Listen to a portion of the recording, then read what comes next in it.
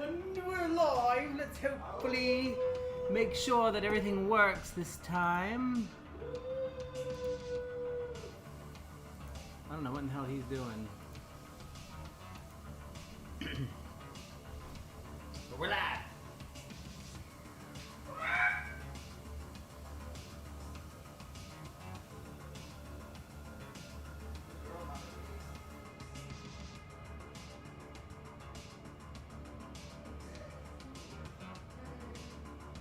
Day is a little bit of a struggle, but we're doing the thing. God darn it. We're doing the thing. I think we're live. Somebody will let us know, right? Somebody let us know. We're going live. It's 11 o'clock, so we're a little later today. Well, no, we're not late today. We were changing to 11 o'clock, so we're on time. We are on time.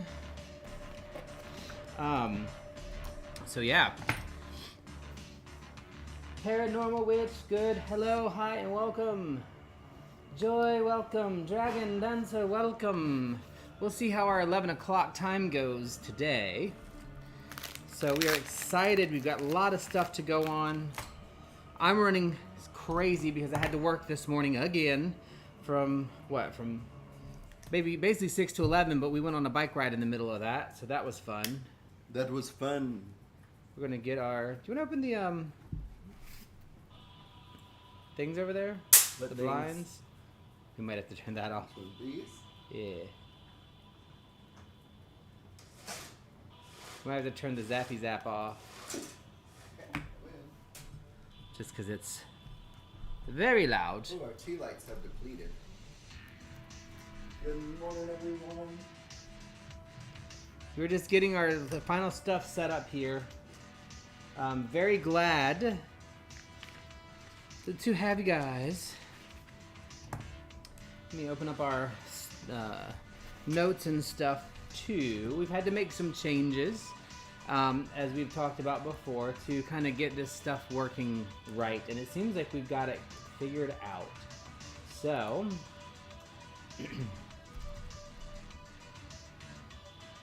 Office 365. I also didn't have time to finish my breakfast because I've been on the phone all freaking morning. Did you do it last weekend or no? We did not. I got called. The state of Florida came to my building last Sunday to start a 4-day survey, so that's like taking up 12 to 13-hour days since Sunday, so I'm just now catching up. Yeah, and we had everything worked out. Ready to go. And right before we started, we had to stop. We weren't able to do our thing last week, so we apologize for that, but we're back this week with a whole bunch of fun stuff. I'm going to hit some of my things that I was going to do last week anyway, because we didn't get to do our articles. I'm sorry we don't have our whatchamacallit up just yet, but it will be soon. If you're interested in the music, this is Cyberpunk Dark Synth, which I've been enjoying a lot lately by White Bat Audio. It is royalty free, can be used on streams and stuff without getting in trouble. I like this music a lot. Mm-hmm. It's very nice. I do too. Just getting our candles set up here. Let's see. Do we have any white candles? Yes, we do. I'm very excited today. I basically, I'm not complaining, but I have been flying to Jersey every week to work, and I've been working from 6 o'clock in the morning until a good 8 o'clock at night every day, so I have not read anything the last 2 weeks. Me neither. I've been with the state. Yeah, so we haven't been able to read much. But I love our elderly. They're worth it. Mm-hmm. State can go suck a left toe, but... Yeah, they can, but I love our elderly. Let's see, I need a torch. I just have... And I used to. As soon as we get our candles lit and do a quick quarter call, elements, we are going to get started. Sure, good to see you back. Welcome in. Welcome in. I appreciate you coming. Hopefully we'll have some fun this time. Now, the only thing I didn't do this week that I normally do is the astrology outlook. Because I just didn't have time. That'll be back next week. What's the #1 zodiac sign? Sagittarius. Negative, sir.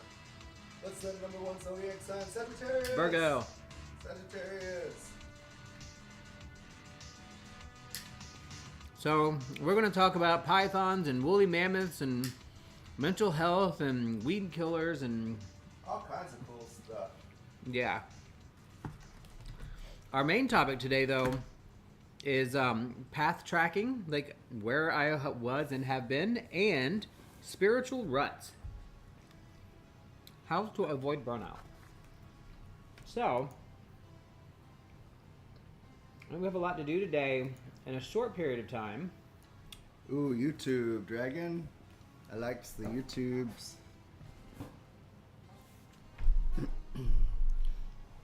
I've been watching a lot of YouTube videos. They're interesting, but they certainly haven't learned me anything. I gotta learn how to add a luggage rack to the scooter. Yeah. And a luggage bin. So that we can drive them to the church. All right. So you want to do the corners? Yes. Oh, yeah. Yeah, you won't be able to see yet. We haven't gone on video, Mother. Oh, Mother. Oh, is she really there? She can only hear us. Yeah, we haven't turned on the video yet. We're just talking. We got 1 minute. Yeah, 1 minute. You And can't. we will... I don't know. She said she can't comment. Is there a reason why she couldn't comment? She should be able to comment. It also depends on if you're on your phone or not, because if you're on your phone, you can comment, but it's harder. But if you're on the computer, you shouldn't have any trouble. It's weird. All right, let me just text her because it's such a delay real quick. Oh, yeah, and there's a huge delay. Let's see. You can only hear now. Because we haven't started the video yet.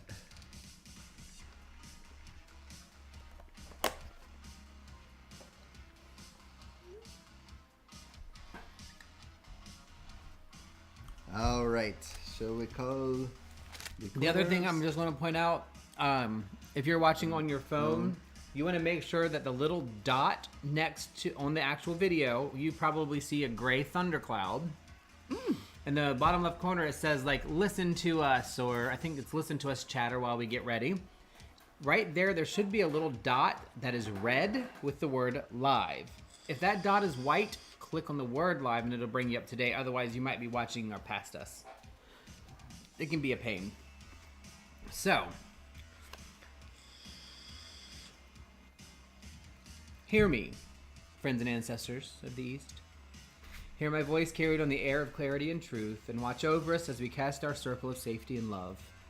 See me, friends and ancestors from the South. See my flame of passion and creation seared into the energy of the universe. Watch over us as we cast our circle of limitless possibility. Feel me, friends and ancestors from the West. Feel my love, fear, sadness, and joy washed into the waters of the rivers of compassion. Watch over us as we cast our circle of connection and motion. Reach me, friends and ancestors from the North. Reach my feet and hands, the earth in my toes and work of my fingers. Watch over us as we cast our circle of strength and grounding. And know me, friends and ancestors from the Ether.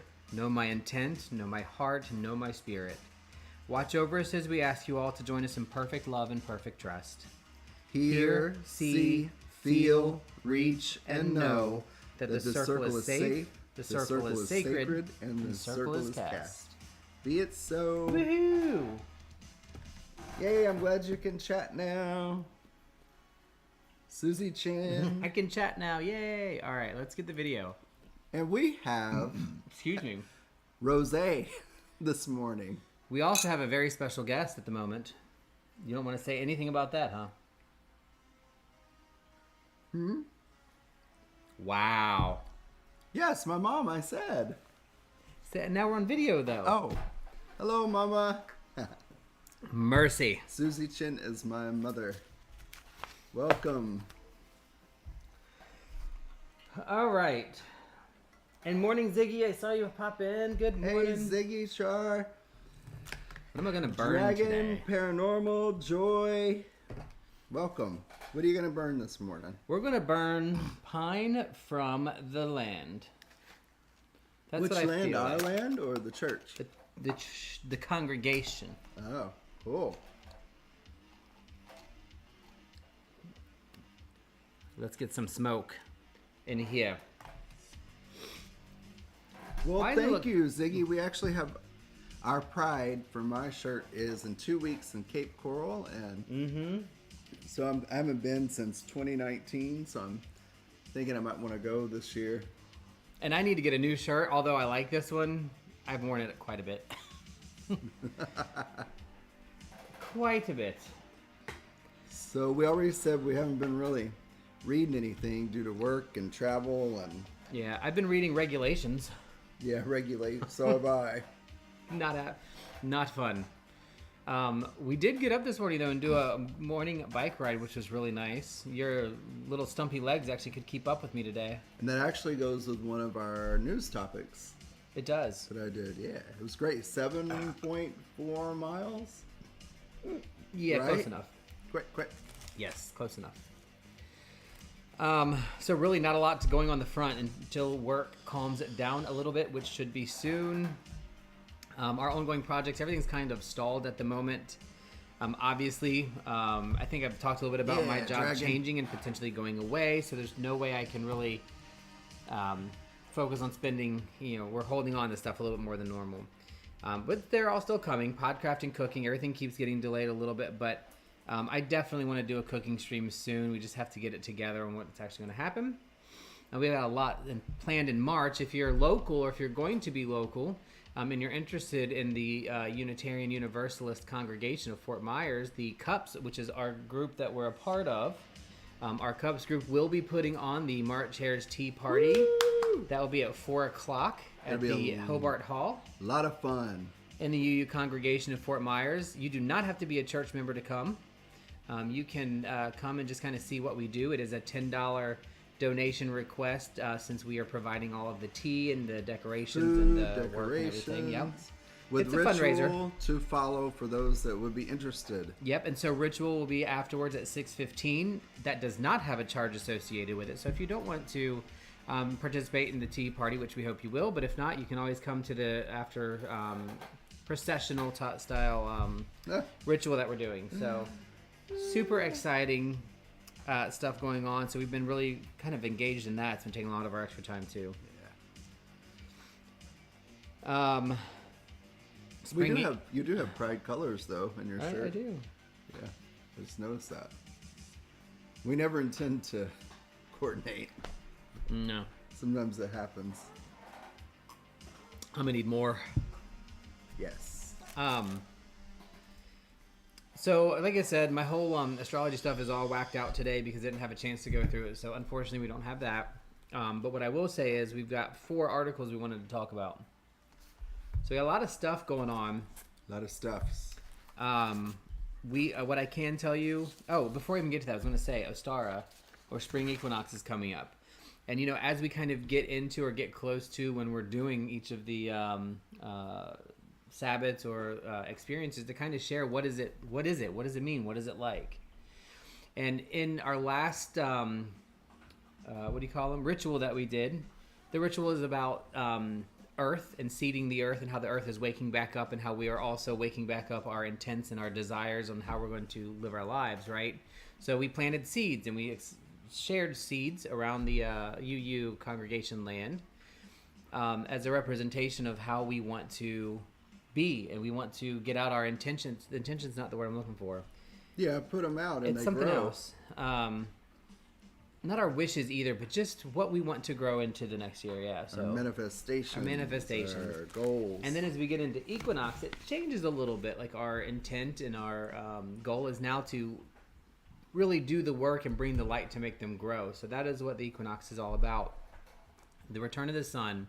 We have equality, right? We have equal day and equal night. And so that understanding of how the cycle just waxes and wanes back and forth, like the moon does, like the sun does. Well, that is the sun, that's the equinox. But that's the whole purpose. And so there's a lot of easy ways to celebrate equinox, very simply. Do something that keeps you balanced, you know. I think one interesting thing to do that you often can do is have all of the elements around you, right? Have a little incense, a little fire, a little water, a little earth. A little salts. And just spend some time in each one to have that balance, but then also recognize that we're moving into an era of the year where things start to grow and start to bloom and start to really come up, you know. In years past, if the corn didn't grow, we could die because there wasn't any food, right? So it's really important to recognize, even though we're not growing our own corn outside necessarily, or you may or may not be, or tomatoes or whatever food it is that sustains you, that is how the cycle works. And that's important to be, respectful to, understanding of, and cognizant of the cycles and how they work. So each week we'll do a little bit more about what spring equinox is until we actually get to that time, but that is an idea. Good setups, still like the pastels, but some brighter colors, bright yellows, bright blues, bright greens. Red. Flowers obviously is a good one. Seeds, things that bring in spring. Lots of green grass. Green the grass. Rain, rain, come down hard and fast. Green the grass, green the grass. All right, so we're going to start with our articles. I wanted to bring up first about pythons. So Florida Keys pythons. Ooh. Now, were these here naturally, or were they brought here and now they're an issue? Now they're an issue. But were they here, or did somebody bring them? I can't remember. Sorry, I'll get to the right place. There you go, guys. Certain ones I think were brought here, right? Yes, they're not indigenous to this area. So this is the article. This was from last week, like I said, so some of you may have seen it. And I did post it in the Discord. I'll post the other two that Rook has here in a minute. But the pythons. So one way that they're looking, and this is kind of sad, but it also represents the cycle of life, right, is they are putting GPS trackers on the python's favorite snack, raccoons. And it's really sad, but pythons are eating those mammals and raccoons, and they are eating the GPS, and that is how they are locating to try to get the pythons out. So they really originated in Southeast Asia. They came to U.S. in the 70s, 80s as pets. So, yeah, they came here. People didn't realize how big they got and how much work they are, and that they are actually a pet, and dumped them, or they were escaped maybe during storms into the Florida Everglades. And since then, mammal populations have dropped 90%. Oh, God. So, that's not good. There's even an annual contest for catching pythons. And, you know, yesterday when we were doing yard work, I felt really bad for cutting down the bees' flowers. And I did end up, unfortunately, killing a little snake with the weed eater that I didn't see. It was tiny. But things do happen. We just have to be good stewards and respectful when they do occur. But I wanted to pull this up just because there's so much nature around us, and we kind of don't look at how much we're affecting negatively the nature around us. And simply by having a pet that we can't manage or properly control has caused a 90% drop in mammal population in the Everglades. And if that's the case, there are other animals that need that as part of the cycle of life down there. So it's really changing the ecosystem. So these annual contests that they do for catching pythons, people come from all over the world to do these annual python tests. We talked about it when it happened a couple months ago, I think. I wonder what they do with them when they catch them. Do they kill them? Kill them. Oh, yeah, wow. Unfortunately. That's sad. Well, you know, they don't belong here. That's the thing. They don't belong here, and they're upsetting the ecosystem, so something has to be done. And again, it is sad, but python populations are growing fast in South Florida, but they do expect that it will expand up into Georgia as far as South and North Carolina. So getting them under control down here is going to be extremely important. Because again, this is not their native land, and they're doing havoc on the ecosystem in Florida. So as sad as it is, that article's in there if you'd like to read it. I know I don't like. I hate the fact. I love to thank you, Dragon, for adding that in. I did not know that. Most of the invasive pythons were from a snake facility that got wrecked during a hurricane. I absolutely believe that. That was mentioned in the article, but not that where a majority came from. So that's good. And the unfortunate part is, the only way to relocate them would be to take them back to Southeast Asia, right? And then the population, who knows how that would affect. So again, humans have screwed up, made things bad, and now the animals have to pay for what we screwed up. But there really doesn't seem to be a better way that we see, because we can't really sustain an 80% mammal loss, in an ecosystem and expect that it survives. So very sad. Again, it's our fault, like we say, and then they have to pay our price, which also is kind of what makes me sad about it. That is sad. Yeah. So it would be great if we could, and I wonder if there's any alternatives, but at this point, I think... It's really neglect and abuse. Yeah. Well, we've actually seen where some of the pythons have been eating a lot of baby gators. Because they move faster and have more stamina than the gators do, unfortunately. Do the bigger gators eat them, you think? I'm sure they eat each other at some point, I mean, the pythons? Yeah. I think they do. Well, the thing with pythons, too, is I'm not sure, but I believe they can climb. Also, gators can't, which means I believe they're also a pretty big threat to bird and bird eggs, especially if they're low-lying. And, I don't know that we have ground owls out that far in the Everglades. Maybe, I don't know. But it's really sad. It's very upsetting. But it is what it is, unfortunately. They're paying the price, and we're having a sport out of it. And it just, as sickening as it sounds, it seems like something that needs to happen. The other thing I want to bring up from my second article is about reincarnation of woolly mammoths. Of woolly mammoths? Yeah. I'm a little frustrated at the name of it, because it's not reincarnation by any means, in my opinion. It's repopulation? Yeah, it's recreating and making it into something different. So there's this group, and I'll mention it in a minute, but there's a group, biotech firm Colossal, is trying to reincarnate the woolly mammoth, their words, with a primary start in Russia. Interesting. They're not and this is where I came. I was like, wait a minute, I'm reading this article. First of all, this isn't reincarnating. At least not how I understand it. They're going to use technology to create something woolly mammoth-like using DNA, but it's not really reincarnation. I think, from my perspective, and this gets into that whole discussion of, is it going to have a soul if it's created by people? I'm like, well, yeah, I think to me, that's a given. It's a living part of the thing, and even though technology helped create it, it's still a part of the living universe because we created the technology, we have the technology. So I think it will be created. I think it will exist, but it's still born out of things that already exist, right? Does that make sense? Mm-hmm. Like, it's not like we're creating, as God the Creator, a woolly mammoth. We are using technology to use the tools that we have, to use the elements of the things that exist naturally in the world to create a woolly mammoth. And once it is born or created, I do believe it will have its own soul. That's a whole nother thing I don't want to get into, but it's not reincarnation. I don't think. Could be. I could be wrong. But the purpose is to bring the animal back to the ecosystem that it once lived in Russia and Siberia. And I think, that sounds really odd. Like, we just talked about the snakes. And the snakes are in an area they don't belong. Well, do woolly mammoths belong now? Because it's been such a long time since they're extinct. But they believe that it will help global warming by restoring previous ecosystems that the woolly mammoths are part of. So that is the woolly mammoth. They expect it to be in about 4 years to have it done. I think they're going to be able to do it. I think it brings up a lot of those questions of things like, are we playing God? Is this, out of our wheelhouse? Should we not be doing this?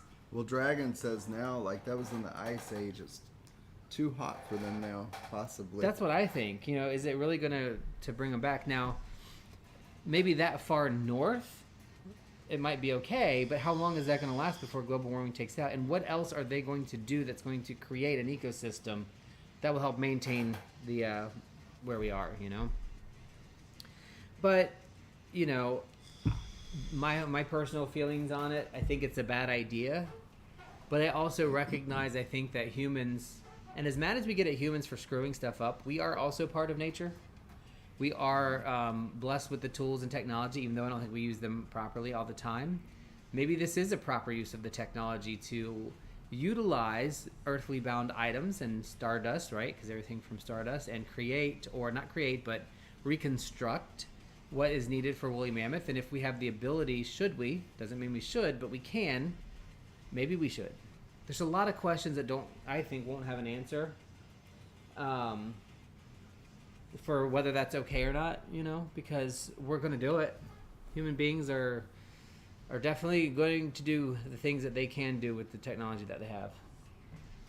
I think. Mm-hmm. All right, let me do my two, and then I will get more rosé. So one of the articles that I came across, it meant something to me this week because I've been cooped up. Is this the mental health one? Yeah. Okay, good. The mental health benefits of exercise by the Help Guide. I've been cooped up since last Sunday with dealing with the state survey. So we all know exercise can be good for the body, but can also boost your mood, improve your sleep, and help with stress, anxiety, and depression. It gives you more energy, helps you feel more relaxed, and a more positive attitude throughout the day. Exercise has a profound positive impact on, stress, anxiety, and depression. It gives you more energy, helps you feel more relaxed, and keep a more positive attitude throughout the day. For example, running for 15 minutes or walking for an hour a day reduces depression by 26% and without the side effects of medication, according to a study done by the Harvard School of Health. Exercise promotes neural growth, reduces inflammation, and creates new activity patterns that increase feelings of calm and well-being. It is a natural and effective treatment for anxiety. Exercise relieves tension and stress, boosts physical and mental energy, and enhances well-being through the release of endorphins. Exercising regularly is one of the easiest and most effective ways to treat ADHD and improve concentration, motivation, memory, and mood. And you don't have to do, if you can't do an hour a day of walking, break it up. Do 15 minutes in the morning, 15 minutes in the evening. Just get moving, get those chemicals going. Physical activity immediately boosts the brain's dopamine, norepinephrine, and serotonin levels, all of which affect focus and attention. Exercise works in much the same way as ADHD medications such as Ritalin and Adderall. And Strattera. So I found that interesting, just having ADHD and being on medication. It's had some pretty, and I wasn't on a stimulant, I was on a mild one, but it had like some negative effects that just urinary hesitancy, trouble going to the bathroom. Mm-hmm. So I really want to try exercise for mine. And we did, like I said, we did a 7-mile bicycle ride this morning. I miss walking. I used to love to walk and light jogging. So there it is. Check it out for yourself. Try it out. Medications always have side effects. The only side effects from exercise is if you do too much too fast and you get sore. So it makes sense. Yep, and I feel in a much better mood this morning after having done the bike ride. Oh, I feel much, much better. Especially after not doing it this week, being cooped up inside from, let's just say I would leave here 6 in the morning and not get home till 7:30 or 8 at night. Yeah. And it's just, we're not meant to be kept cooped up all the time. Correct. Agree. And the other thing, our article I found, was 5 homemade weed killers that actually work by David Bollier. Ways to achieve weed control without harsh chemicals. There's a couple different ones, and you all probably know different variations other than what the article mentions, but there's a vinegar solution with dish soap, like Dawn. It's best to use distilled white vinegar, apple cider vinegar, or cleaning vinegar. The acetic acid concentration of the vinegar should be at or above 11% to be effective. You mix the vinegar with dishwashing liquid, which acts as a surfactant to help vinegar cling to the weeds longer, in a spray bottle, and apply when the weather report indicates you will have several days without rain. You got to keep this one away from other plants, though. So there's different variations of this. I couldn't find the ratio of what to mix with the vinegar and the dishwashing liquid, so that's something you would have to look up. This is probably the method that I'm going to try this week with some Epsom salt. You can actually use rubbing alcohol, which works by removing moisture from the weed's foliage, causing it to die. You use 1 quart of water to dilute every 2 tablespoons, use 1 quart of alcohol. Hold on. Use 1 quart of water to dilute every 2 tablespoons of alcohol. 1 quart of water to dilute every 2 tablespoons of alcohol. You apply directly on a sunny day to the weeds and keep away from other plants. Ooh, can't talk today. No, say talk much? You can use boiling water. This is the easiest to prepare and use. It can be used anytime, day or night, in sunshine or rain. You simply boil the water and pour in the leaves of the weed. Use enough so that it seeps down into the roots. It's helpful to use a kettle with a spout to target the unwanted weeds. That's probably the most safest. It seems mean. God, it seems like that one would be kind of painful.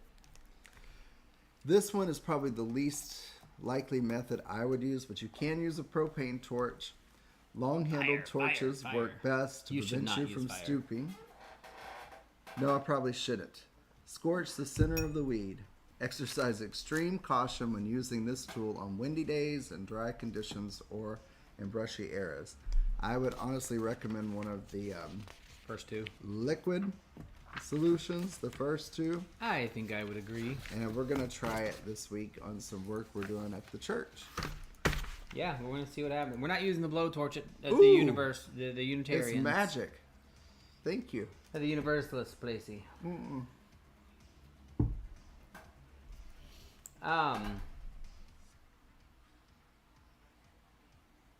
Let's see. I hope so too. Oh, that's awesome, Dragon. Yeah, you have a good. We don't have any chickens and pigs at the church. I want to stop calling it the church. The UU. But, oh, pulling the weeds. Cool. Oh, yeah, I hope so too. Yeah, the labyrinth just has so much weed coming in every single section. It would take days and it would just come back. So I think this is going to work. I know Susie Chin's been going to the gym, I feel like it definitely helps. I agree. It really helps. Ooh, what deck shall you review today? Nothing, not now. Oh, not now? Okay. No, we still have to talk about our main topic. Wow. How rude. Path tracks. That's what I want to talk about.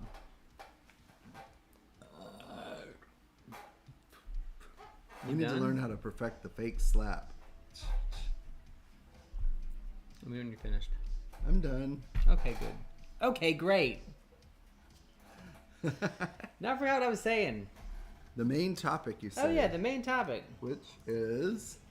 The main topic is spiritual tracks. Like tracks in the Hera? No. Oh. So as I was looking through articles and stuff, I came across an article about being in a spiritual rut, and I said I want to talk about that. But before we talk about that, I wanted to kind of go through what our spiritual track is. I have hiccups now because I ate that food too fast. What is it? What is it that can cause us to be in spiritual burnout? Regardless of what your path is, right? So for me, my track has been very up all over the place. It started Southern Baptist, of course, like many know. Early age went Wicca, because Wicca offered to me the ability to be in control of what I do and to be earth-based and still to be very respectful. It was a very respectful religion, very comforting process, very progressive, I thought, in a manner. And then, I went back and forth because I could always feel a presence of something higher than myself. And then I keep thinking, oh, well, that's God, so I have to be Christian. So then I was like, oh, I have to be Christian because I believe that God exists. And I'm like, wait a minute. The more and more that I spent time with myself and got into and out of spiritual routes, I realized that it's all the same thing for me. Like, whatever it is, whatever the higher power is, it is all the same. When it comes down to what makes us who we are and what makes us what we do and how we live in this life. So went back into being pagan for a long time, went back to being Christian in my head, and then back to pagan. So it kind of went back and forth. And now I just consider myself an eclectic pagan because really when I think about what it means to be earth-based, which is the majority of what pagan is, it's a respect of the earth and getting back into the cycles of the earth while also recognizing for myself the aspect of animism and that God is within all things, living and not. So really important piece of the puzzle for me was that recognition of just because I do believe in God doesn't mean I believe in God the way a Southern Baptist or a very specific religion had to, and that I could still feel that presence all around me. And it is from all around. It's not from one place. But that's the path. And when we talk about our path tracks, it's not linear for most of us. We don't start and stay one thing forever. We question, we adapt, we work through different processes, we work through different things. And just because I adapt differently, including Druidism is in there too, right? And we're still slow on our stuff, but we need to do some more of those too. But all those things impact who we are and what we do, and how we believe, and how we interact with the world around us. And I just found it very interesting that a lot of people, quote unquote, new to a pagan or a Wiccan or witchcraft practice, think it has to be a certain way, and it doesn't, because it's however that way works for you, within reason of trying to figure out the things that are going on around you. So, what's your path? What's your track? My track? I started Southern Baptist, then... Yeah. Actually, my next one was Unitarian Universalist in Norfolk, Virginia, which I still love that religion. And then Wicca, and then I studied, as you know, some toddler drawing in the dark.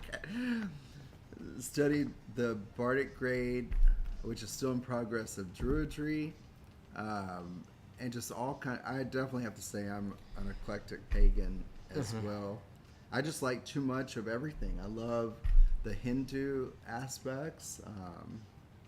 It's just too much good stuff to be one thing for me. Yeah, and what works for it is that you can pull from anyone you want. Yeah, people say, Reverend Sue said it best.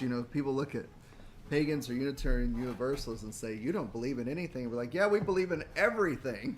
So it's the opposite. So definitely eclectic, and I still pull, from the basis. That's the one wise thing that the first person I met, Deborah, here said, don't ever disregard what you were brought up with from religion. Just take the parts you like of it and build on it. I think that's very wise. There's too much good stuff to Might be the only wise thing she ever said. It might be the only wise thing. Oh, maybe not wise. Nice. Yeah. Maybe the only nice thing she's ever said. Definitely got some wise in there. I just like too many things from different paths. And a lot of it is really the same thing with different words or names of the concepts, but...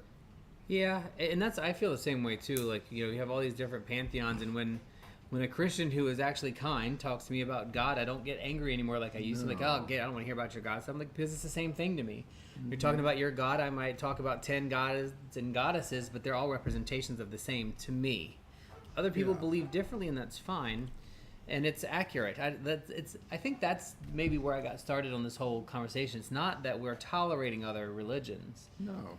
It's that we are accepting that other religions are true within themselves, so long as they're not harming people, animals, or the innocent, which means those that can't fend for themselves.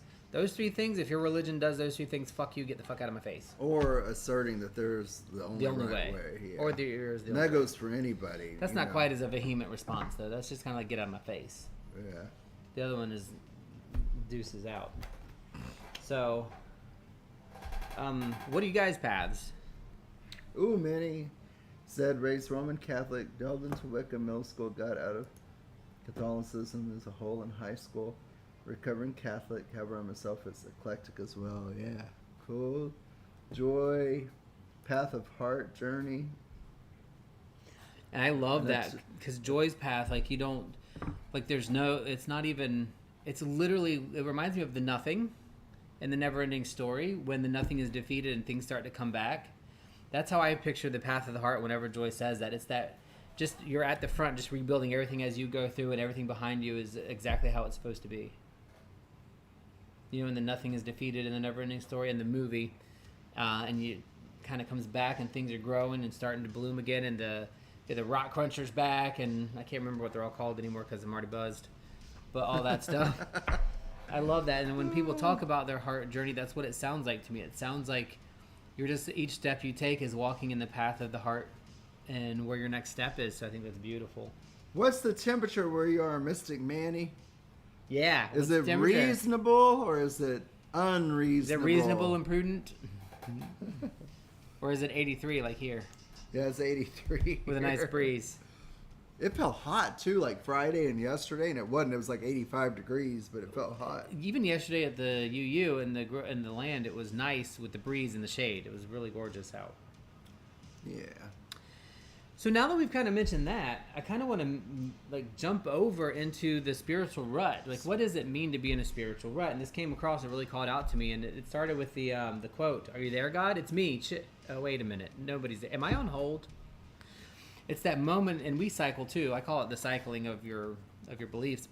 But we go through it, and there's times where we just don't do a whole lot with our spirituality, and it feels like it's on hold or it's stopped or stale for a minute.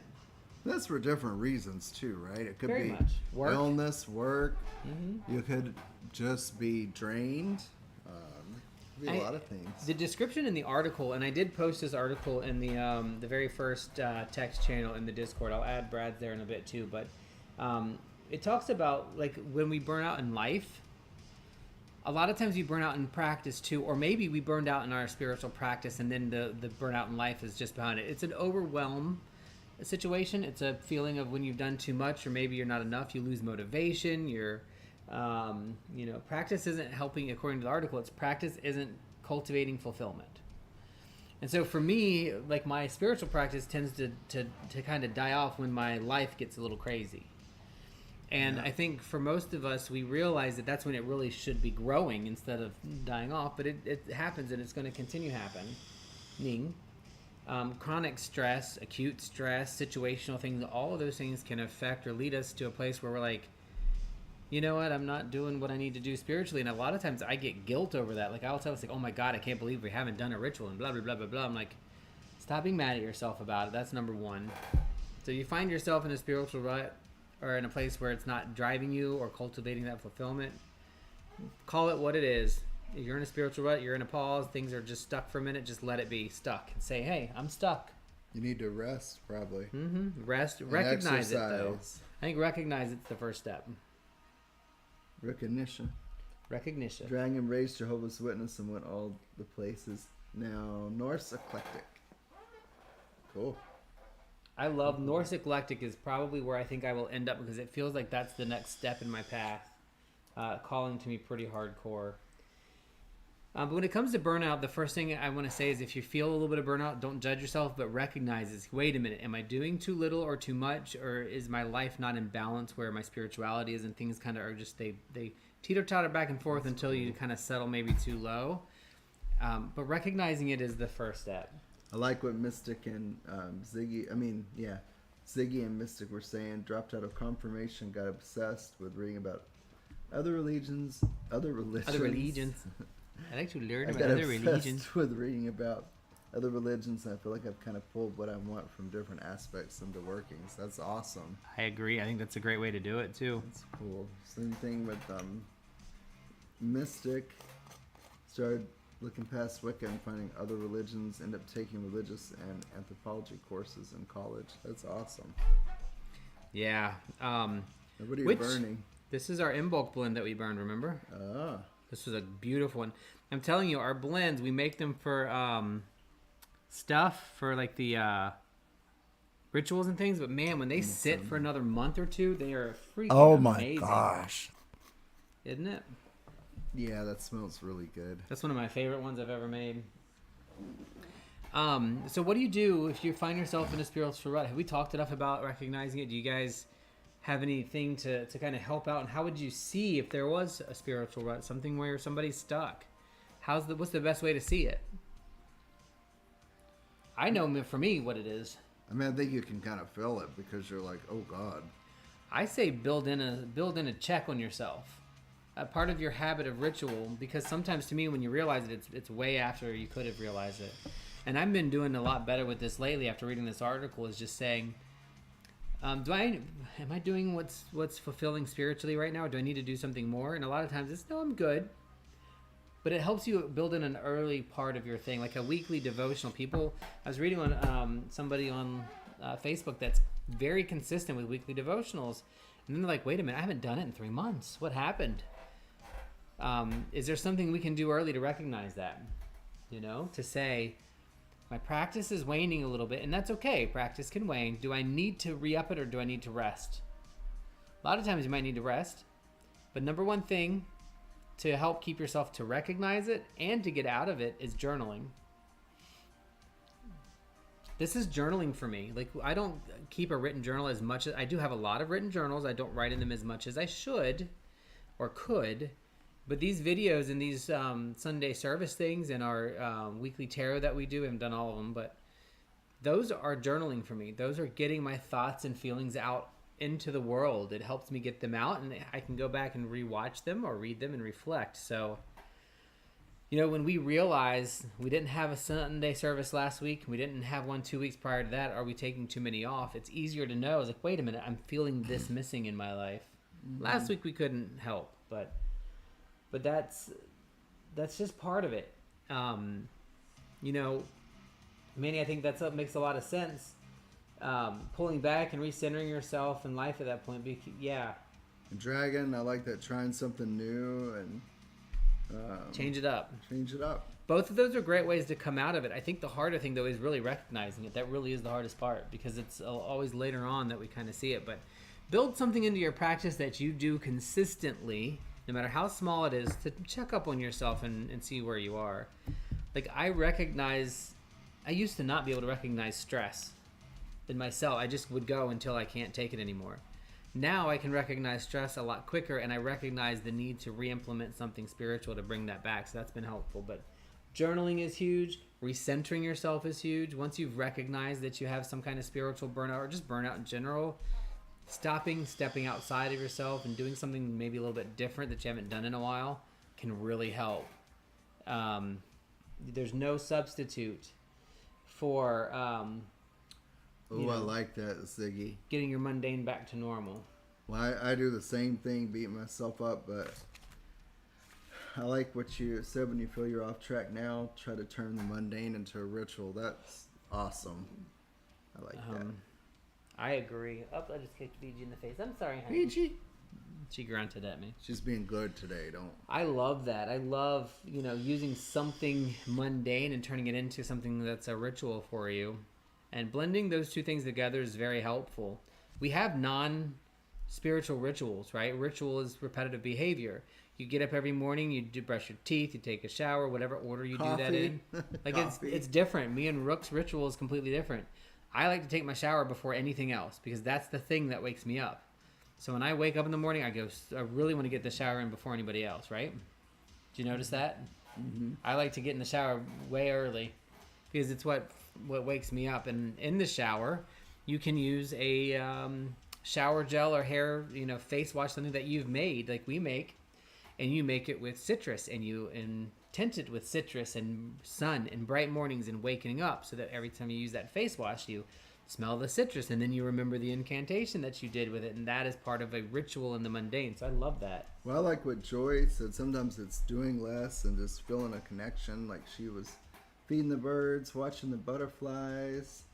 I kind of feel like that was directed at me. I'm feeling very personally attacked. I like that. That's I like what. I'm feeling very attacked.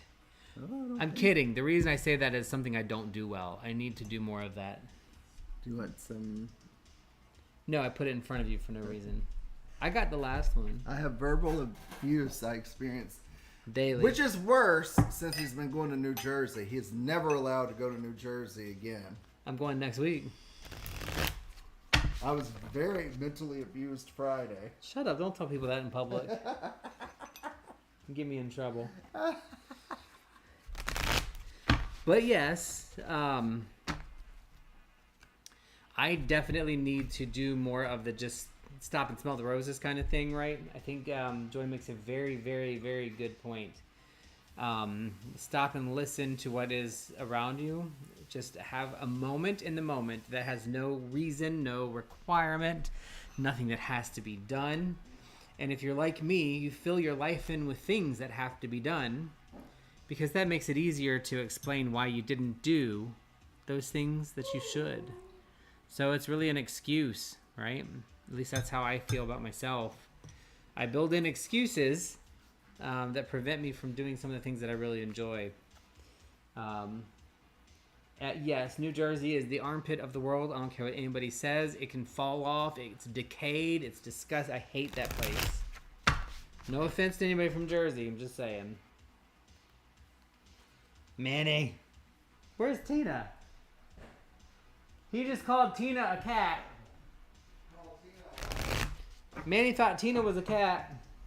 Who thought that? I'm not telling you again. Tina's best friend from Washington.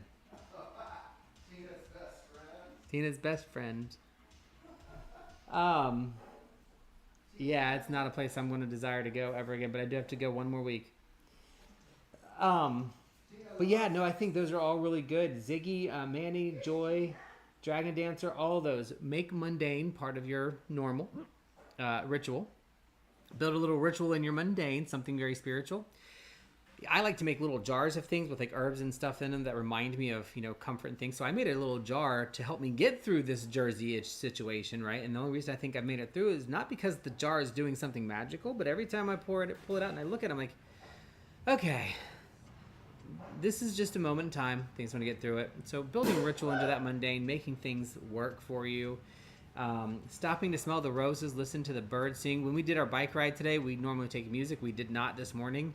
You could hear the birds. You could hear everything. It was nice. Those are all really, really, really great things.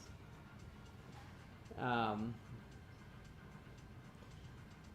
agree. And Susie, that's really... Oh, it sounds weird calling you that. Brad's mom. Mom. That's close enough. Really... That's kind of how I felt about it, too. I used to feel so guilty because I felt that there was something bigger than us, that there had to be for all of this to exist. There's no way that the things that we enjoy and that are around us are accident.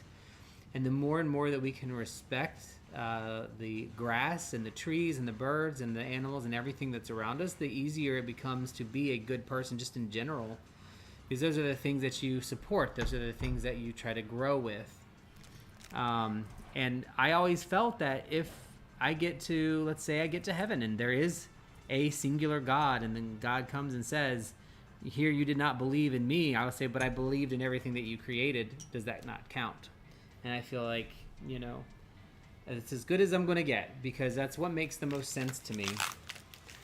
But if you believe, I love the Native American piece of it, because done a little bit of shaman reading, never shaman training, just reading, so I can't ever, I'm nowhere near it, but just reading about the healing practices of the Native Americans and how they respect the animals and how they utilize what's in the world around them is amazing. Oh, that's good. Truly, truly amazing.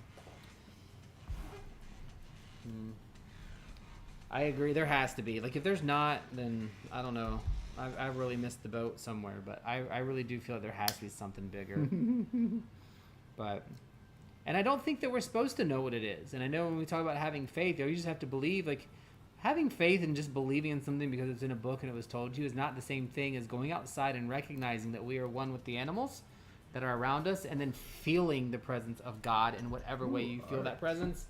There's no substitute for that. No book that can teach you that. You don't need a book for that. Art. Opinion. I like art.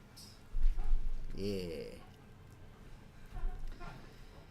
All right. Ooh. What you got there, sir? None of your business. The art Mental abuse. Going back to the article just a little bit, I'm going to read you the things that they say. So recognize you're in a rut. Journal about it, but journal when you're not in a rut so that you can help recognize it. Writing it down, saying it to a camera, saying it. I do monologues in the car when I'm by myself. I just will say everything that's on my mind. It's very cathartic. Practice simplicity is another one for them. There are 7 low energy rituals for the exhausted witch. That is a link in the article that I put in the Discord. So if you feel that or you need that advice, please go check that out. It's about in number 3 link. And then shake up the monotony. So all things you guys said. So that explains to me specifically very much. I want to look at that thing that was on there, Old Ways in Modern Times. So there's a lot of really good articles attached to that one in the Discord. So you should check it out. Just as a reminder, the Two Pondering Pagan Discord. I'm going to put the link up there, but it is under the Sunday service at the very top. You will see the spiritual rut and the other articles, and then again the articles that aren't up there, I will get up there just afterwards. Ooh, a strawberry in the bubbly would be There's nice. the Discord. Oh, we should. We should. They're frozen right now. They're you need to frozen. take them out and thaw them. We're supposed to do that. We have to do it next week now. Shit. So we can make our strawberry mead. Strawberry mead. All right. Oh, here's Mystic's Manny's friend. Come here. He can't even talk, and he's calling me mental abuse. Is that your friend? But anyway, there's the Discord. If you haven't joined, you should. Check out the articles and discussions. Nutella, your friend says hello, Nutella. I love you, Mystic Manny. I love you so much. There's Nutella up close.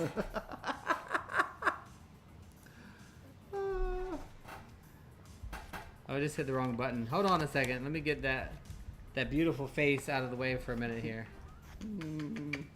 My name is Tina.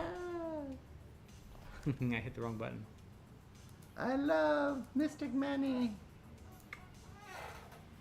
All right. So let me actually go up a little bit. The little zoom here is so stupid. Ziggy's gonna have strawberry wine stuck all day. 17. Hot July moon or something. Anything. The first taste of love. Is that what's next? Yeah. So bittersweet. Green on. Watch, she'll pull away from me. She doesn't love me. Told you. She's my baby. This is my buddy. All right. So that's the way to get out of a rut. Aww. You know what else is a really good way to get out of a rut? Charging crystals in the form of chihuahuas. Oh yeah. We call them. Animals are good rechargers. We call all of these guys our rechargeables. They recharge us. Except when they're mean, because they can be mean. All right. So Tina was not happy with, and I don't know why Tina was not happy with Manny. no, Oh. no. Tina is just very she's mom, and she's got to stay in control of everything. So she's got to make sure that she is watching out. Yeah, Hey, see, baby. she's got to be always on. There she goes. Come on. So that brings us to the next stage of, Bring to the next stage. 1, 2, 3. Go, don't back, go, no. 1, 2, 3. and that is tarot. Mwah. What shall you be talking about with Kids this? are a good rechargeable. Aw, that's sweet. That's good, Paranormal. I'm serious. Barefoot in the grass is a good rechargeable for me. Pool, beach. We need to go to the freaking beach. Yeah, we do. Can we ride our motorcycles to the beach? That's what we should do. She's so cute. Thank you, All baby. right. Lots of good rechargeables there. I like that. You're my buddy. So we're gonna move on to tarot. Does anybody want a tarot Shout reading? anyone want to read for us to pull a couple cards for your week or your what? Ziggy, can't you see? Would like one. Go ahead and put your question if you have it. Dragon loves hands in the dirt. I agree. And Joy says yes, beach. I don't think there is a way, Ziggy. I've tried too a whole bunch of times. It just never works out. May I put you? So Ziggy, down, Dragon, Minna? Joy, if you have a question, go ahead and post it in there. Susie. Susie. P-Dubs. All right, we got up to P-Dubs. Anybody else? Dragon, I got you, number 2. Let's put some. Oh, maybe cleansing your on. yes was to the Earth thing, but that put you on the list. I don't know. Hold on. Dragon, she said yes. General for Ziggy. Jen. I shall use my favorite look battered, but best Morgan Greer. Well, let me tell you which one I'm going to use. I'm just going to have to give him a card because it won't fit. See if you can figure it out.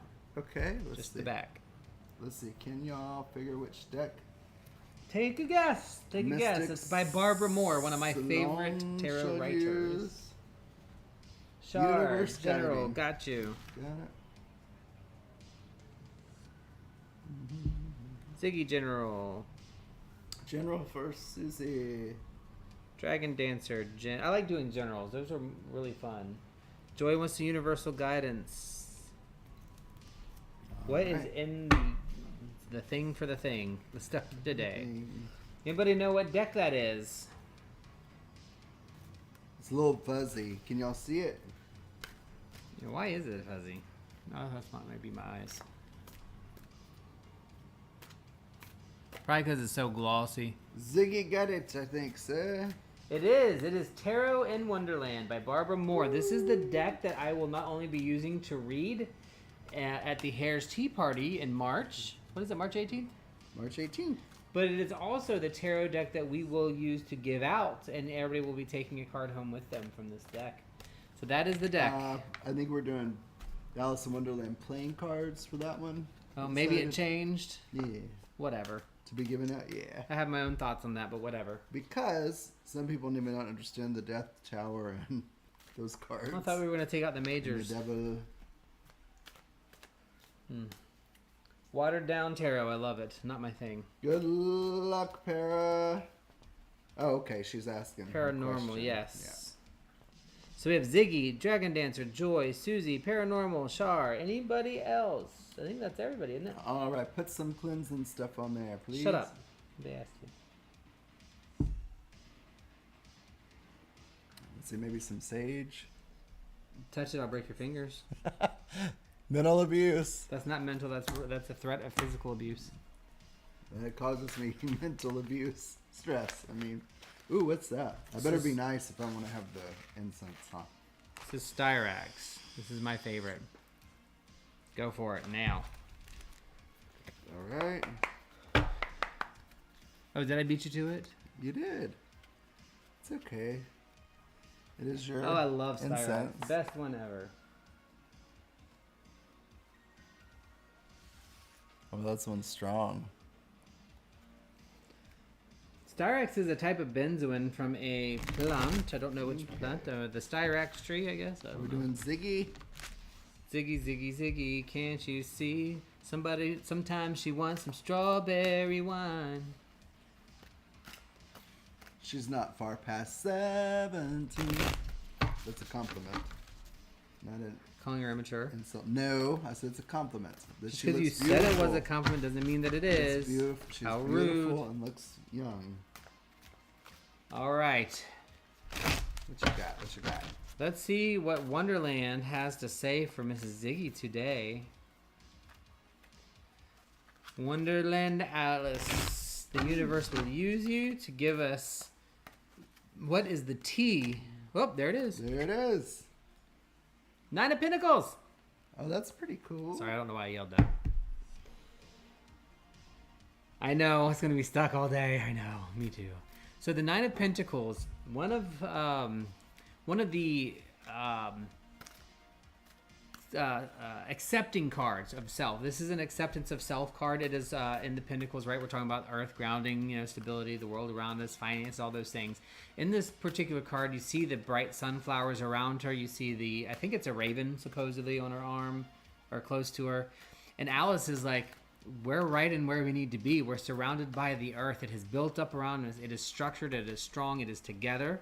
So this is telling me that everything going on with you, Ziggy, right now is in the place that it needs to be.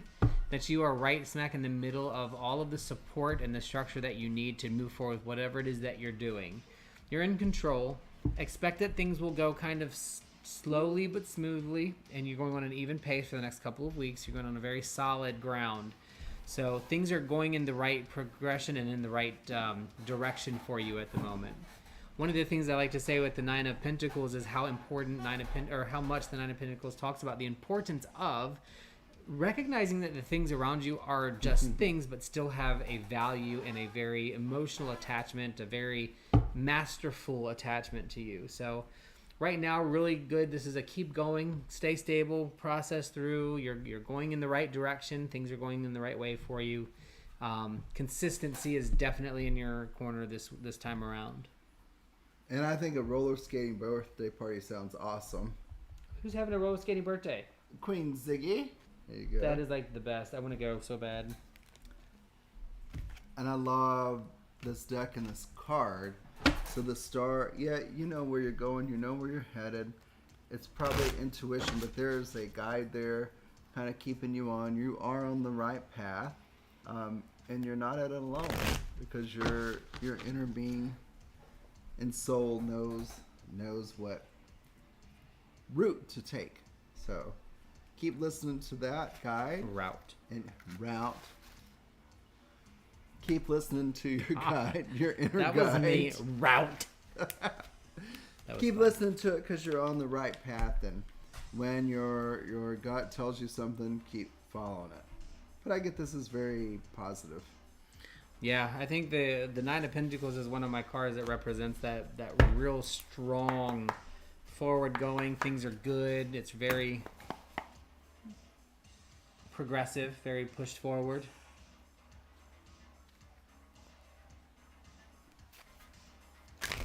Who shall we have? Dragon. Dragon dancer. I want to be a dragon dancer. Where's that from? It was actually from a song that my sister was in dance for several years and that they played every year for the beginners. I want to be a video dancer. And the little 3 and 4 year olds would do it. And so it just comes to me perfect for a dragon. Dragon dancer. You, my dear, have the 3 of Wands today for me. This is the last couple of times we've had readings for you. They've been really much wand related, very much passion projects, career projects, work things. And so this is a representation of seeing somebody off on a voyage right here, right? You see Mr. Rabbit there with his watch, waiting to see how long it's going to be before whoever their bon voyage is to will be back. A lot of times in 3 of Wands, what we're talking about is surveying a situation. We're talking about assessing where things are in a situation and then deciding what the next step is going to be. So while in this situation, it appears somebody else has had to make a decision and they've made it, and their decision is to leave and to go on about their business and do their thing, leaving you behind wondering, should you have gotten on the ship? But not so, because the 3 of Wands talks about you setting up your own assessment of the situation. And there might be a parting of ways with somebody that maybe you didn't expect, but it's not a bad thing, and it's not a stressful thing. It's just there's a parting, and this direction is going to open up a new pathway for you later on. Cool. Another 3. Another 3. 3 of Cups. So it might be time to unite with others on some work for emotional fulfillment. This says it's right to do so. You may have partners or friends that you work with normally. It might be time to let that third person in. It will be fulfilling on an emotional basis. It's like you're kicking one out and bringing one in. Well, no, adding 2. I get this as adding 2. Yeah, but I had the 3 of wands. Mine was letting go. Kit letting go of one. True. I gotcha. And it wasn't a bad letting go. It was just a letting go. Like, it wasn't like a kick somebody to the curb. It was like, it's finally time to go ahead and separate. So this is the replacement of whom you have seen off. How quickly I was replaced. I just love the Morgan Greer deck, guys. The images on the card, the backs. This is the backs. The back reminds me of like the cartoon Pow Pow Pow. I love it. So I hope that gives something. I don't know what it is, but lots. I don't know if none of those things ring a bell, definitely. I don't know if someone from your circle is leaving, is left. If you've seen someone off, but there will be somebody to come in to not fill that person's place, but something new and something different, right? Yeah, I was just going to say, if none of that rings a bell, definitely need to pay attention to 3s. There's something in a triad or 3s that are going to have an effect. You got 3s, I got 3s. And you got water and fire together. Ooh. So that's going to be interesting. I have to interesting. think on this one. Yeah. Who we got next? Who is next? Joy? Universe. What does Universe say for this week? You going to pull her first? I can. You will. I must. I shall.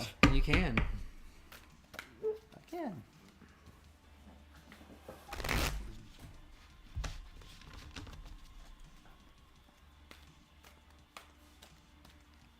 She's going to have to think. Oh. Didn't I get 2 4s last time? I think she did Probably. Get 2 4s. I'm about to go back and watch it now. Yeah. I think she's right, though. Well, I mean, 4s... Obviously, cards can change meaning when you do them differently. At different times. They just have different meanings. It's not always going to be the same, but... Generally speaking, 4s are representative of having the 4 walls, having the 4 corners, having everything set up. But triangles are even stronger than 4s when it comes to structure. That kind of sounds like my marriages. Oh my dear God. That was good. Well, maybe think of 2. If you got 2 4s last time and then 2 3s this time, maybe we're in a progressive cycle where you're bringing yourself back to a starting point. Maybe that's the trend there of going, not going backwards in life, but just going back to the beginning of something to re-experience a thing. That could be definitely in there, especially with the 3 of wands. When you're looking at that timing and how that distance is from the ship that is on its voyage, you're waiting for the ship to come back around. So that could be something too.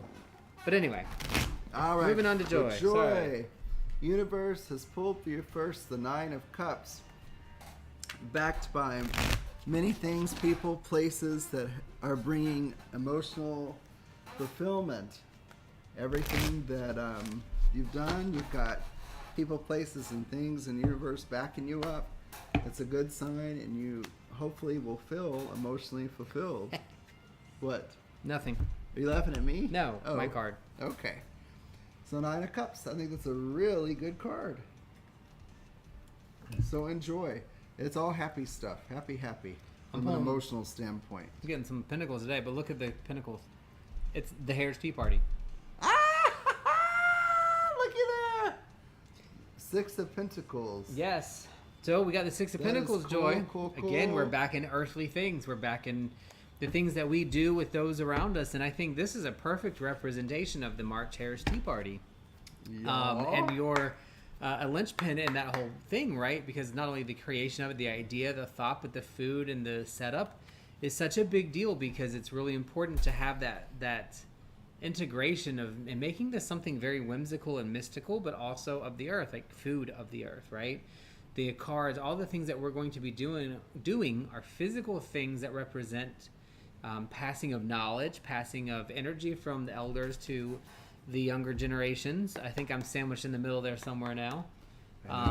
But man, if it doesn't come up better than that. Now 6 generally represents some kind of stopping point or a reflection in the middle of a progress. It means that there's a lot of hard work left to do, which we also know that that's going to be true. But it's so weird. Universe is talking about how important maybe the Hare's Tea Party is. And something makes me just kind of get the feeling of we really have to make sure to integrate outside into this. So I'm thinking one of the things that we need to do is make sure that we have more outside inside. We need to make sure there's plenty of flowers, there's blooming, there's things. But universe wants you to know about the necessity of the Hare's Tea Party. That's all I can go in. I mean, it's literally the picture is what I'm picturing at the thing immediately. Yeah, truly. Yep. I love it. I love I love pentacles. Obviously, that's my thing. But that is very fitting that came up. That is so funny. Susie wants a general. I wonder if we need to have a scales there. That's something I need to think about. It's a very merry birthday to me. To you. I'm just thinking. I love these cards. Those are really cool cards. I got 2 decks, and if we don't give the other one out, like I was thinking, we can gift it to somebody as a raffle or something, you know. Oh, cool. Magic also have the reception this week on Friday. Yep, very important. Yeah, cool deal. Mm-hmm. What does Susie need to know for the week? Ooh, I must be like, no, you must be. That's trying to clear you of the New Jersey vibes. It's going to take more than smoke. Ooh. I mean, I'm not going to be mean or lie, y'all. When I get back from Jersey, I really am an asshole for like 12 hours. 24. I think the March Hare's Tea Party, have we ever done that before as a thing at the UU? Joy would have to say. That's what I'm asking. Oh. Because I think this needs to be a yearly thing. I think this needs to be a yearly thing. I'm so excited to do it. What an awesome And each year we idea. just have to outdo ourselves even more. Absolutely. With shenanigans and magical episodes and displays. I think one thing we can maybe make it a bigger thing each year. We can bring animals into it and do other things. Ooh, she gonna find herself a king. That kind of just like slid out. So I will go with. Go ahead. What do we pick?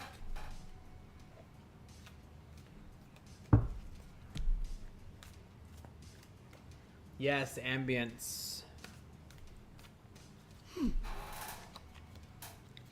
We're gonna look for outfits this week to see what we want to wear. Oh, outfits. Yeah, we need to get outfits. I'm not a big outfit person. I really am not, but I want to dress up for this. I'm gonna take your crystal thing there is perfect. Your walking stick. I'm gonna have my walking stick. You think that would fit for the tea party? Yeah. Okay. Cool. All right. So I had one jumper, which is the King of Pentacles, and it's just telling me for. This is for Susie, right? Yeah. It's so weird saying Susie. So there's somebody experienced in ways of the world of practical things, of money, of work, and it might be a man, it could be a woman. It's somebody just experienced, and you need to kind of pay attention to them. It's a controlling person. Kind of listen to them because they do know what they're talking about. Because if you don't, the one I draw was the Three of Swords. Usually means just a heartbreak, like it looks. So to avoid this, pay attention to someone, man, woman, whoever, whatever it is, that's of the world, advising you on practical thing. And the person could be within yourself. So pay attention. This is somebody that's going to be about earthly things, possessions, money, processes. Pay attention to them, because if not, you could experience heartbreak. Mm-hmm. And we don't want you to experience heartbreak. So interestingly, your third card from me, or first card from me, is the Page of Pentacles. So recognize first we have 2 court cards. So there's a very strong, intense, organizational, structured person energy here. So this is getting things in order. So the Page of Pentacles, like I think about court cards, generally represents people. It can represent you or somebody else, but it's definitely somebody who is making things in order, putting things in order. So our pentacles represent earth. They represent the things that we touch, the tangibles, our finances, Possessions, our money, possessions, our home. books, Right. Books, anything physical. that we have that we can touch and that means something to us. So the Page of Pentacles is the excitable energy of that. This is the step into the court. I'm a page, I'm new, I'm so excited to be here. And then you become the knight, which is kind of like, I am the knight, I have done all the work, and now I'm going to experience. And then you have the queen and the king who are in control, right? So the page, not in control. But the fact that the page is present alongside the king is kind of giving me the energy or the idea that we really have to pay attention to getting things in order. The king is organized. He decides where the people go on the chessboard, right? Mm-hmm. In war, he's deciding which groups or battalions go out to which area and which ones advance on which front, where to go. It's the in charge person. But the page, Pentacles, not in charge, but eager to be and to learn and to know what's happening. So we're getting our things in order so that the next step can happen. So whatever it is you're working on, whatever it is you're trying to get together, putting together, know that it's not going to feel good. It's not going to bring about happiness. It is going to be about making the right decision at the right time for the right thing, and it just has to be made. The page, well, actually all of the Pentacles courts make their decisions on things that have to be done. They're the unpopular opinion. They may be hated by all of the subjects, but they have to be made in order to protect those same subjects that might become mad at them. So it's very important when we talk about our court cards and the Pentacles that it's about business, baby. That's what they say, right? So it says, look, I get it. You know, it's very emotionally charged. There's a lot of things connected to the emotion, but it is business when it comes to the Pentacles. So I would recommend paying attention to all of the things that are happening and finding out what pieces you need to move around and put into place to make the next step happen for you and fuck everybody else, right? Screw what else is going on around you. Forget all the other things that are happening and focus on what you need to do to make yourself get to the next step of the things that you need to do. Everybody else will be mad or whatever. Who cares? They'll get over it. But if you don't, you're going to be the one left holding the torch, and the torch will be at the end, and then you'll be burning your hand instead of actually walking into something else. Oh. It's weird to have, well, not weird, but it's not common. You get a lot of Pentacles, especially in a court, in a reading. Cards, right. So there's a little bit of additional energy focus on that. So I hope that helps. And then Paranormal has a specific question Paranormal. about her hiring process. Still the hiring process at work. I just want to know everything will be okay because I'll be working at a hospital. Whoop, whoop. All right. Will everything turn out okay? Yes. Will it be processed? Let's see. Should it be processed? Let's get some fresh. Yeah, this seems like a long process, doesn't it? You've been going through this. I've got hiccups still. You've been going through this for quite a while. How about Sparky Susie for a screen name?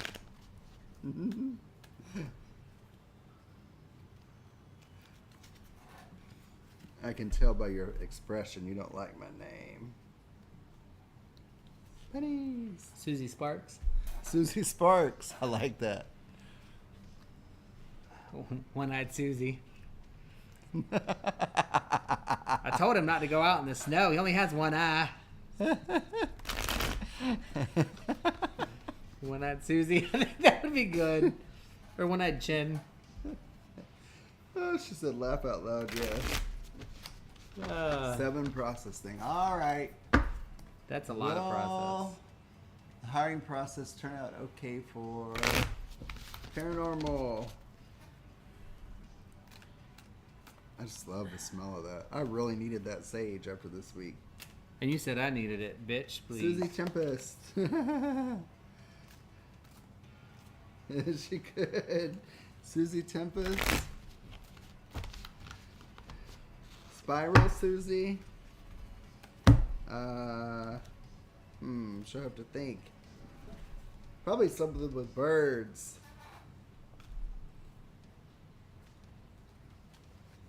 PK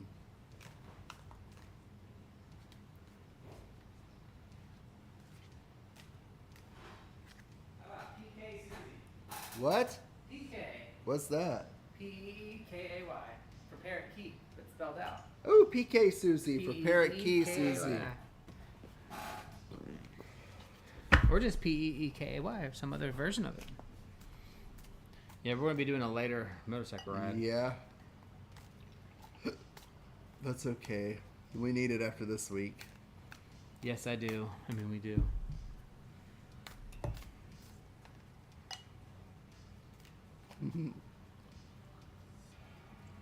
Yes, because she is my mom. All right. From the House of Tempest. In the House of Tempest. Drag queen. All right. Char, let's get your general going here.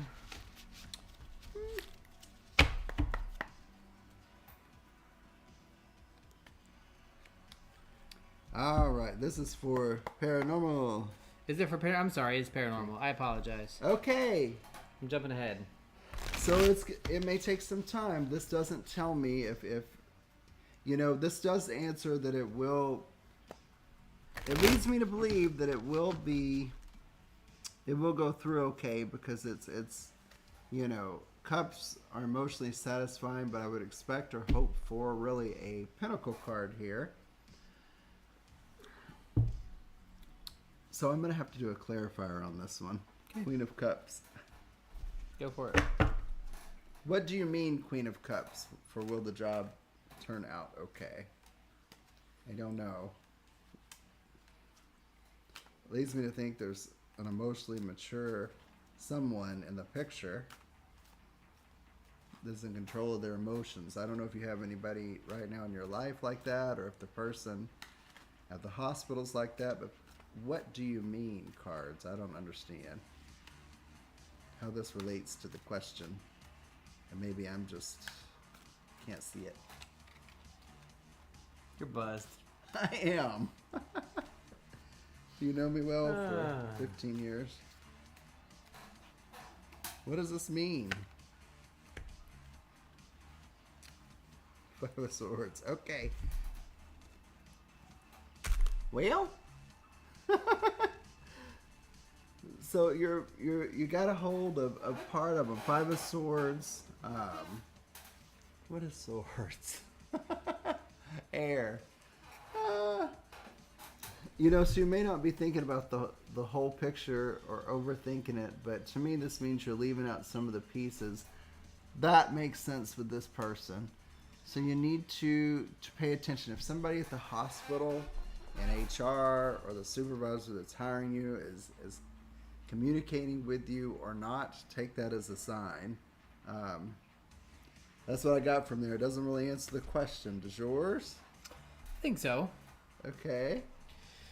So, when the Hermit comes up, there's a feeling of needing to go inside or going internally to figure something out. So I think what it represents here as far as what your hiring process is that it's, for some reason, taking longer than it should. There's just a lot of work, but it is worth putting it in.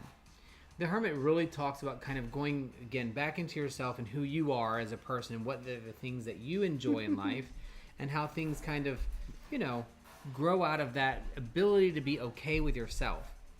So for this to work out for you, you've got to recognize that what and who you are is enough. You don't need to change anything or adjust anything that you're doing. So if you get into a situation in HR where it might feel a little uncomfortable, like, well, maybe I'm not good enough for this, or maybe this isn't the right job for me, I would say at this point, put that aside and recognize that you are and that it is okay and that it's going to go just fine. I can tell you from experience, working in healthcare in any way, shape, or form takes 10 times longer to do anything than not. So nothing is easy.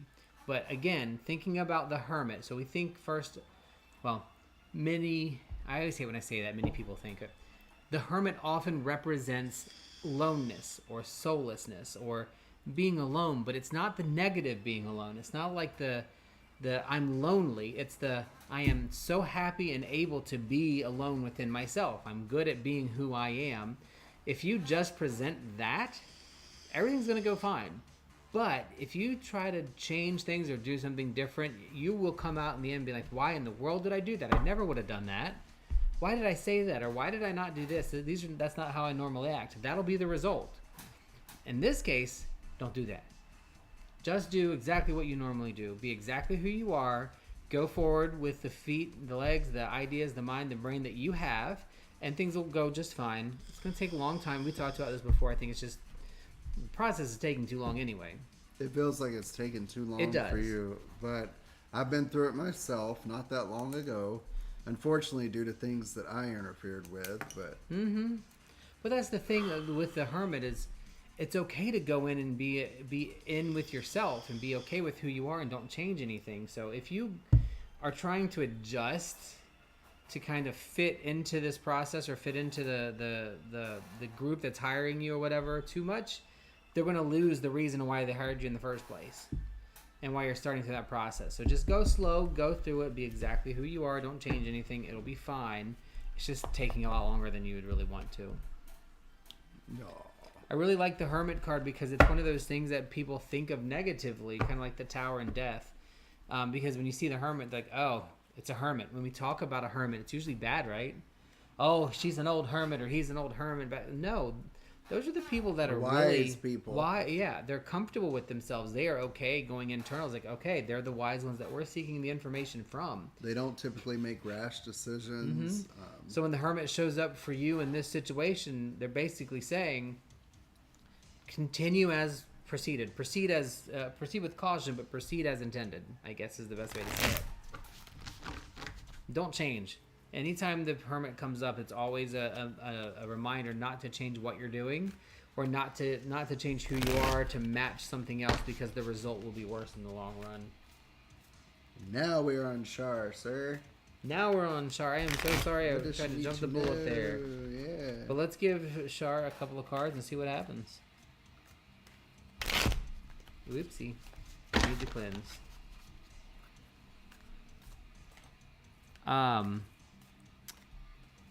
I want to, like, I'm going to, when we do readings at the March Hare's Tea Party, or when I do readings again for you, I still owe some people readings that I need to do. Ooh, you're welcome. When I do a read, I generally separate the major and the minor arcana. And I will pull one card major for each 3 minors, because it kind of gives a flow. Explains. Yeah, it gives a flow to the reading. So, you know, we can do some pretty good and solid personal readings. I don't charge for them either. I just don't have a lot of time to do them. I do like one a month.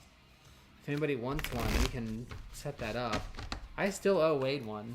I've got to do that. Like, I kept putting it off and putting it off. Yeah. And then work happened and the hurricane, everything happened, and it just slipped my mind until just now. That never happened. Probably doesn't even want it now. Oh, should reach out to him and see. I will.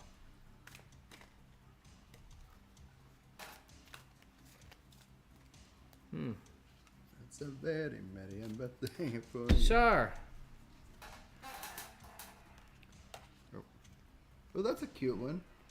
5 of Wands. Kind of look like Oompa Loompas. They do kind of look like Oompa Loompas, don't they? But they're not orange. They're not orange. All right, so here's the thing. 5 of Wands is not one of the cards that makes you feel all warm and fuzzy, unfortunately. 5 of Wands represents some really tough times, usually in the era or realm of either finances or something that you've been working on, you know, very, very hard, something creative. And it's going to represent not going to work out the way you want it to. Doesn't mean it's all for naught, though. There's something to learn in here, and a couple cards are going to hopefully clarify that. But this is definitely telling me something that you're in progress with right now that's related to something you are passionate about, or something that you're doing at work, and it's not feeling good, it's feeling a little wavery, and it isn't going to go the way you want it to. It's going to falter first. Maybe it'll be picked back up and brought at a different time, but there's definitely a holdback or a pushback in this whole thing that you're doing. 5 of Wands sometimes can represent loss of a job, sometimes can represent changing of a job to a less desirable position, or maybe it's being creating something and you're just not feeling it. Maybe if you're an artist and you like to paint, for example, your paintings aren't fulfilling you right now and you're having a really tough time. Or if you're a writer, it's a writer's block. If you're like me and you're very specific in your job and it's like it's not fulfilling you, it's giving you a lot of problems. And unfortunately, that's going to, or is going to in the near future, rear its head. And you're going to have to kind of make a decision whether or not you're going to cut it out and move on to something else or not, which isn't going to be easy. So keep an eye out for that. There is definitely something that's going to cause a little bit of an issue for you, and it's not going to be a fun time, unfortunately. It's going to be something that needs to be decided upon, whether you're going to keep it or not, because it's not fulfilling you. It's not fulfilling its purpose. I just right now can't necessarily say whether that's like work or it's a passion project. I'm getting the feeling it's a little bit more work related. So having some trouble or difficulties at work, at whatever it is you do, whether it's work for money or work at home, work keeping the household, whatever. Something is giving you a pause and a problem that you need to work through. We'll start with that. Okay. I might need to pull a clarifier. And I have the Ten of Swords. Don't let your thoughts of your thoughts, others' thoughts, opinions, whether they're yours or others, overcloud and literally, kill you, get you down. Don't let your thoughts pin you down. Through whatever it is, it's important to have a clear head, trust your intuition, maybe take a walk, whatever you do, to ground, center, and clear. And whatever it is you're going through with whatever situation, don't let thoughts, words of yourself or others pin you down. You need a clear head to get through and think through it. Are you pulling a clarifier? Yep. All right. So I just pulled one clarifier, and I will tell you also not a card that is of good portent, Six of Swords. You need to take a break from it. So this gives me a little bit more information. The thing that Rook was talking about and the Five of Wands, this issue at work or whatever is causing you a problem, it's going to be okay long term, but you need to take a break from it right now. You need to set it aside, even if it's for a day or two.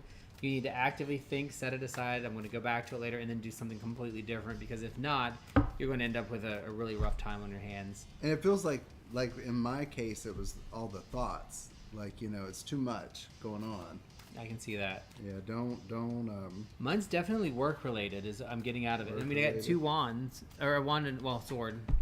Thoughts and the sword too. I want to pull one too for my Ten of Swords. Clarifier that is. And the Six of Swords is I call, like you can see in the picture. It's the rough waters, right? It's the rough waters. That doesn't mean the rough waters can't be overtaken or passed through, but sometimes you have to pull off on the side of the shore and rest and eat and drink and take a minute and maybe even do something happy and fun, but clear your thoughts, and then get back in the boat and continue on down the river. So with that and the Five, I'm really, really feeling this need for a pause, this need for a stop before things go so haywire for you that you can't recover. Oh God. Oh my God. There's a dump truck. Okay. Un momento, por favor. Well needed. Okay. And for my clarifier to my Ten of Swords, with all the thoughts coming in and clouding things up, whether they're yours or other people, is the Three of Rods. The Three of Wands. I will not say that word. I will say rods going forward. Three of Rods. So, you know what? It means to kind of take a look. You might be forgetting one thing. He's got three rods in front of him, just kind of going. But there's one rod that he's got on his sack or tied to his back. There's something you might be passionate or fiery about that is new, or that you've kind of put on the back burner, and that might be the thing you need to focus on and shut out all the other BS out. That's what I'm getting as my clarifier for the Ten of Swords. I think that's a good one. Don't forget that one thing or something new that might give you that's what you need to focus on. And what everybody else says, whatever else you are thinking, just block that out, and you'll know what that spark is. And Shar, I have to say, as far as all the readings, that last one really was pulling a lot of additional information. So there's something. Take it with you. Going on. Something's going on. Yeah. I feel like something's going on. You take a breath of fresh air, walk around a little bit. You got to clear your head on something that's bothering you, and it's bothering you right this moment. And maybe you're thinking, I'm not sure exactly what it is, but it's there. Reset, ground, center. Yeah. Focus on the one thing that that's in your gut. You know what's right. Don't listen to everybody else. No matter what everybody else is saying or all your thoughts, you know kind of what's right or what you want to do. Out of all that reading, I feel the really big urge to take my socks off and go outside and just walk in the grass for a little bit and sit down and just veg for a minute. So Yep. hopefully that meant something to It you. makes some kind of sense. Good Lord. Oh, sorry. Jesus. Mary and Joseph. But yeah, so I think that's it. That's all the read. Did anybody we miss or anybody that's still in want to read before we close the reading library? The library is open, closed. You okay? That was funny. That was so cute how they all That was did cute. that. Oh. I will give him that. That was cute. All right. So Well, then, shall we do our favorite part? we will. But next steps, we need to redo. We need to get a black tablecloth for this and get rid of this one. Clean it up a little bit. There's too much stuff on here for me. Mystic Manny. Did we miss Mystic Manny? Did we miss him? Did I miss you, Mystic Manny? It's just another Mystic Manny. That's rude. Oh. Just another Mystic Manny? I think we did. I think he said so, and I just I missed think it. we missed him. Oop, oop. Yeah, look, you went to that other coast, and we just don't remember you. You just kind of disappeared on us. Oh, you'll never to be forgotten. Put on some... Stop. Don't tell me what to do. Thank you, Miss... I do too, Ziggy. What? Need a drag race marathon. Oh, we should do that. He said he was just busy. He was busy trying to warm up. I'm just kidding. Just kidding. There's some patchouli. Ooh, Santa Actually, it's Muerte. not champa. I'm sorry. Ooh, I love Nag Champa. General, we got you covered. Pet moose. Do you have a pet moose, Mystic Manny? If he doesn't, he will. General for Manny.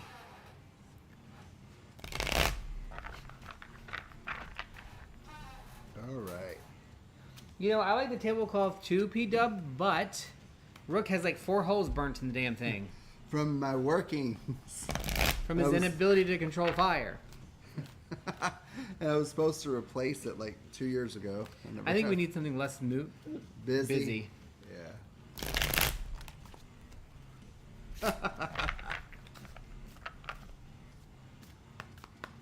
Oh. Just another manic Monday. Whoa, whoa. I don't have to run day. Oh, 'cause that's my fun day. I have no idea if those are the words to that song at all. All of my life, why Okay, did my nobody lover asked. have to pick this night to get down? I know that part. I bet you do. Slut. Wow, really? All right. I wish I would have been. Whoops. sometime. Ooh. Uh-oh, No, Ma. No. Ma has blessed the jumper. I like when they jump. I do too. What is it? I've been pulling some pages today. Page of Swords. Page of Swords. All right, Fanny.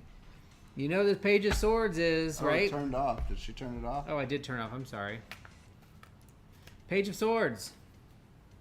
I'm going to not repeat myself too much with the pages, right? Pages that entry level. I say entry level into the court. They're so excited to be in the court. So the representation of the Page of Swords is excited to have this new knowledge or this being accepted into this new thing that's going to be very cognitively engaging. So this is a new learning path. This is representing a new, I don't want to say school, but like a new, in somebody who's school age, this would be like a new path, like somebody going into college, getting a new college degree or getting a new certification or something new in the knowledge bases of things. I don't know if that's anything that you're doing, but it definitely represents you're going to be coming into some new knowledge. You're going to learn something really new that's going to be super exciting for you and really get you going into something maybe you hadn't thought of before. It could be spiritual, but I'm thinking this is maybe, well, I don't want to say work related, but it's more mundane than that, I think. It's like learning a new system or a new craft or a new project or something that you're going to be really excited about in the next few weeks. And I think you're right. The king showed up earlier, and now we have the Queen of Pentacles. So pay attention to that. Again, this could be man or woman that's experienced in ways of work. I get it's work, money. It might be how to invest or save money. But pay attention to that person that comes up, because they're going to lead you the right way. Yeah, there's definitely something new that you're going to be doing that you what maybe... was yours? I done forgot. Page of Wands? Swords. Okay. Page of Swords. Definitely something you're going to learn that's new, that you've been interested in. It's going to be really fun, but it's just something new. And it's going to give you a whole new, maybe not a whole new aspect, but just something different, something new that you're going to have fun with. Reinventing your hobbies. All right. Yeah, maybe a new hobby. So I hope that has helped somewhat. I like that. Cool. Me like it.